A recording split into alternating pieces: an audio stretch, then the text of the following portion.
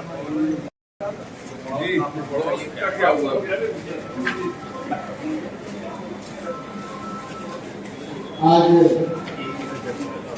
मैथिली संस्कृत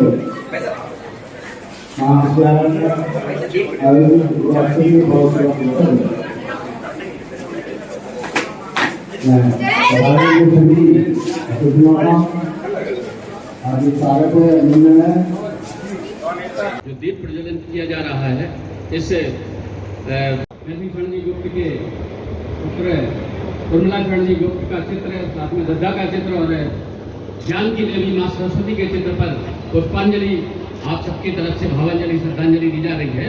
और हमारे जितने भी अतिथि आए हुए हैं श्री राजू पाठक जी के स्वागत के लिए मैं समय पे जो उनका सहयोग रहा है, उस क्रम में हमारे राष्ट्रीय सेवाकर्मी श्री ब्रजेंद्र जी कुशवाहा, जो हमारे सबसे सक्रिय राष्ट्रीय सेवाकर्मी हैं, उनके समन्वय के आधार पर इस कार्यक्रम का यहाँ सफलीभूत करने के लिए यह आयोजन यहाँ किया गया है। हमारे बीच में इस संस्था के मुखिया माननीय विशाल सिंह जी, जो मेरे नीचे भी खड़े हुए हैं, ये यहाँ पे युवा समन्वय, जिला युवा समन्वय अधिकारी हैं और आप राजस्थान से हैं, आप स्वयं में युवा हैं। ये हम कैसे जागरूकता करें, आप कैसे G20 में भारत को अध्यक्षता मिली और क्या क्या उसके विषय हैं, इन मुख्य विषयों को लेकर के ये पड़ोसी युवा संसद है। मैं इस डॉक्टर वैभव गुप्त जी को मैं आमंत्रित करता हूँ, प्रबंधक जी को, कि वो आए और अपना आदरणीय श्री अनुराग शर्मा जी, सांसद झांसी ललितपुर संसदीय क्षेत्र, जिला पंचायत अध्यक्ष श्री पवन गौतम जी, भारतीय जनता पार्टी के यशस्वी जिलाध्यक्ष श्री मुकेश मिश्रा जी, भाई राजकांतेश वर्मा जी, बादल जी, छोटे भाई प्रवीण समाधिया जी, अमित यादव जी,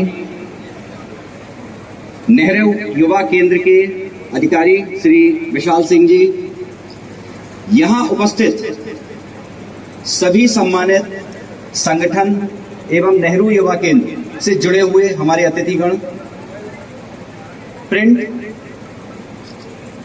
और इलेक्ट्रॉनिक मीडिया के हमारे साथीगण, राष्ट्रकवि Maithili Sharan Gupt group of institutions परिवार के सभी सदस्यगण और यहां उपस्थित हमारे युवा साथियों, आप सभी का मैं स्वागत करता हूं, अभिनंदन करता हूं कि आज इस कार्यक्रम में आप सबकी सहभागिता रही। साथियों, बहुत ही हर्ष का विषय है, बहुत ही गौरवपूर्ण समय हमारे लिए कि जब हम आजादी का अमृत महोत्सव मना रहे हैं। 75 साल हमें आजादी को हो चुके हैं और हम अमृत काल में प्रवेश कर चुके हैं, मतलब अमृत काल हम लोग मना रहे हैं। उसी वर्ष में 75वें वर्ष में हमारे देश को G20 का प्रतिनिधित्व करने की जिम्मेदारी मिली। साथियों, ये बहुत बड़ी बात है और हर देशवासी को गौरवान्वित होना चाहिए और हम सभी के लिए ये बहुत सम्मान की बात है। मैं आपको बताना चाहूंगा, युवा साथी हमारे बैठे हैं, पूरे विश्व में युवाओं की अगर हम बात करते हैं तो लगभग 122-123 करोड़ युवा हैं। युवाओं से मतलब है 15 से 24 साल के हमारे साथीगण, जिसके 21% भारत में। और हमारे माननीय प्रधानमंत्री जी हमेशा युवाओं के ऊपर उठाने की बात करते हैं। G20 का जब प्रतिनिधित्व मिला हमें, हमारे भारत देश को मिला, तो आप लोगों ने सोशल मीडिया पर देखा होगा, न्यूज सुनी होगी। उनका माननीय प्रधानमंत्री जी का सीधा एक उद्देश्य था, वसुधैव कुटुंबकम की भावना से प्रेरित होकर हम आगे बढ़े और Y20 समिट की शुरुआत की गई। Y20 हमारे 15 से 24 साल के बच्चों को, हमारे युवा साथियों को एक वो वैश्विक मंच प्रदान करेगा जिसमें वो न सिर्फ अपने विचारों का आदान प्रदान करेंगे, शिक्षा, स्वास्थ्य, रोजगार के साथ साथ युवाओं को युवा नेताओं के रूप में विकसित करने की प्रक्रिया भी शुरू की जाएगी, क्योंकि इन सारी चीजों को क्रमानुसार आगे बढ़ाया जा रहा है। आज एक बात मैं और कहना चाहूंगा, होली के एक दिन पहले ही ministry of skill development and entrepreneurship ने अपने संस्थान को ITI की औद्योगिक प्रशिक्षण केंद्र की मान्यता भी दे दी है और ये चिरगांव ब्लॉक का पहला संस्थान है। 4 ट्रेड्स दी गई हैं हम लोगों को और साथ में नई राष्ट्रीय शिक्षा नीति NEP 2022 जो है उसमें भी व्यावसायिक पाठ्यक्रम जो समाहित किए गए हैं उनके लिए भी हम लोगों को केंद्र बनाया गया है। अब ज्यादा वक्त नहीं लेता हूं आपका, केवल 4 लाइनें बोलकर अपनी बात खत्म करूंगा। सबकी नसों में पूर्वजों का पुण्य रक्त प्रवाह हो, गुणशील साहस बल तथा सब में बड़ा उत्साह हो, सबके हृदय में सर्वदा संवेदना की दाय हो, हमको तुम्हारी चाय हो, तुमको हमारी चाय हो। विद्या कला कौशल्य में सबका अटल अनुराग हो, अंतःकरण में गूंजता राष्ट्रीयता का राग हो। जय हिंद, धन्यवाद। ताकि आप सभी को उसमें मौका मिले पार्टिसिपेट करने का। इस कार्यक्रम में जो इसके अलावा जो चर्चा की जा रही है वो करी जा रही है इंटरनेशनल ईयर ऑफ मिलेट के ऊपर। मिलेट यानी कोई भी मोटा अनाज, जैसे बाजरा हो गया या इस तरीके का कोई भी अनाज। तो मोदी जी ने जो अपनी मन की बात में इसके बारे में बताया था, वो ये बताया था कि मोटा अनाज खाने से शरीर को कई लाभ होते हैं और जो हमारे वितरण किया जा रहा है सरकार द्वारा अनाजों का, उसमें भी मोटे अनाज को शामिल किया जा रहा है। और माननीय मोदी जी का आह्वान था कि सभी लोग अपने जो दैनिक भोजन है उसके अंदर मोटे अनाज को शामिल करें। महामारी को देखा तो वह चकित रह गए, सदमे में रहकर उसके बाद समय से पहले शुरू हुए अप्राकृतिक चलन पर उन्होंने जब अपना शोध प्रारंभ किया तो पता चला कि जितना हम कुदरती खेती से दूर जा रहे उतना ही बीमारी हमारे निकट आ रही। उन्होंने बताया कि किसान फसलों को अगर परंपरा सत सती ने स्वर दिया और कर्म लिखो भगवान। वंदनीय मां शारदे, इस साहित्य प्रतिष्ठित भूमि पर पधारे हुए अतिथि माननीय सांसद जी का सर्वे भद्राण पच्यन्तु मां कस्य दुर्भाव हुए। यह श्लोक सभी के सुखी रहने की, मंगलमय रहने की, रोग मुक्त रहने की कामना करता है। मानवर सुखी, मंगलमय और रोग मुक्त जीवन के लिए आवश्यक है व्यक्ति का तंदुरुस्त रहना। खेती से खुराक और खुराक से खुशहाली लाकर ही व्यक्ति तंदुरुस्त रह सकता है।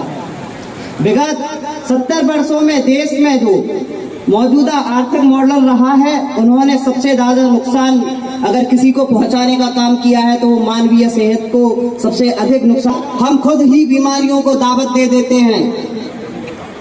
अगर जीवन शैली और खान पान में सुधार कर मोटे अनाज यानी ज्वार, बाजरा, कोदरा, रागी को अपना लें तो कई बीमारियों से हमारा शरीर मुक्त हो जाएगा।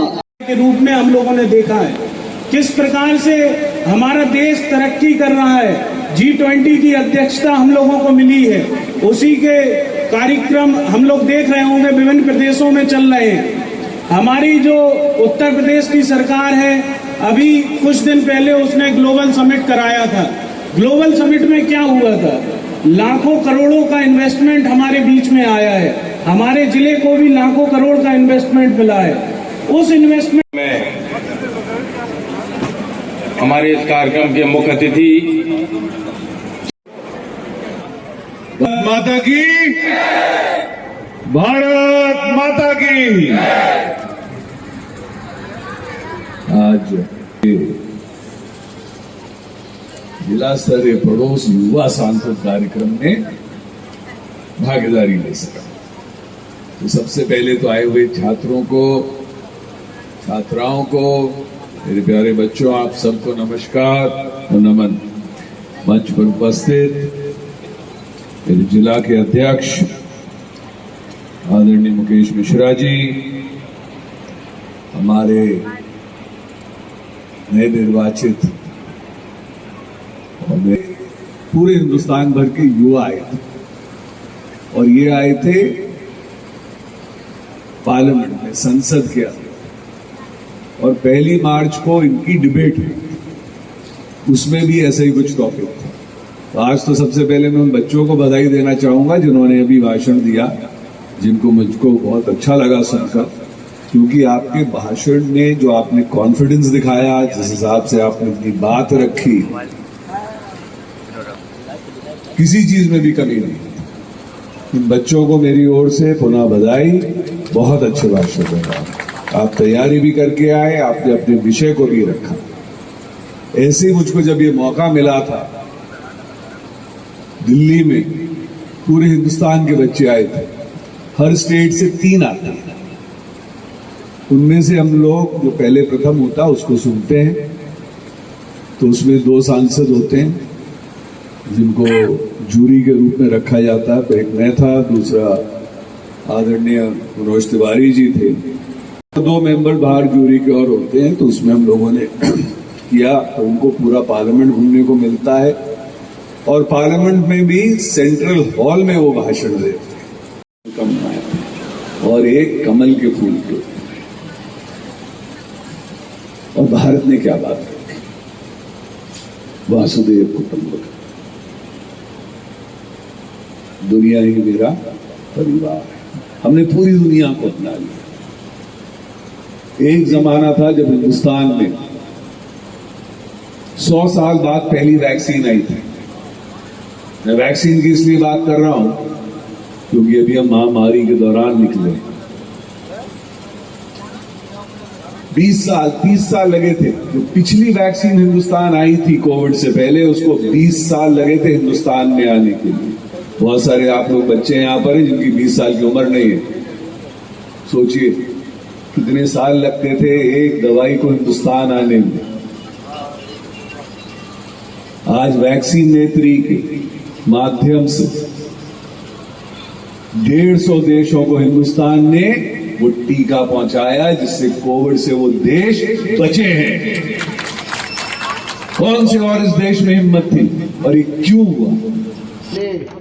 महानगर अध्यक्ष हैं श्री मुकेश मिश्रा जी, आपका भी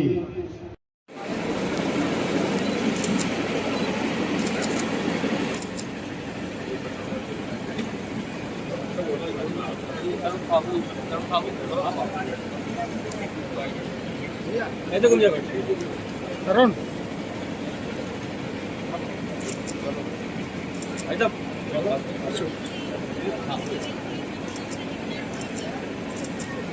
सर, आज कार्यक्रम का आयोजन किया गया है, क्या उद्देश्य रहा है? उद्देश्य यही था कि G20 के बारे में, जो हिंदुस्तान जिसका आज अध्यक्ष है आदरणीय मोदी जी हिंदुस्तान लेके आए हैं। G20 पूरे हिंदुस्तान में एक पर्व की तरह मनाया जा रहा है। पहली बार किसी देश में 50 शहरों में 200 कार्यक्रम होंगे, पूरे हिंदुस्तान भर में होंगे इस कार्यक्रम। तो आज का उद्देश्य यही है कि हमारा युवक और युवा पीढ़ी इस कार्यक्रमों में अपनी भागीदारी ले, सहभागिता दिखाए, और विशेष रूप से जागरूक कि ये कितना महत्वपूर्ण चीज़ है हिंदुस्तान के लिए। और हिंदुस्तान में आदरणीय प्रधानमंत्री जी की वजह से एक विश्व गुरु के पटल पे आ रहा है, और पूरी दुनिया अब उनकी बात सुनती है। और G20 में जो हम अपनी सहभागिता रखते हैं और G20 का हम अध्यक्षता कर रहे हैं, तो हर हिंदुस्तान के नागरिक को उस पर गर्व होना चाहिए। सर, आज नेहरू युवा केंद्र द्वारा कार्यक्रम का आयोजन किया गया है, क्या कार्यक्रम रहा और क्या इसका उद्देश्य था?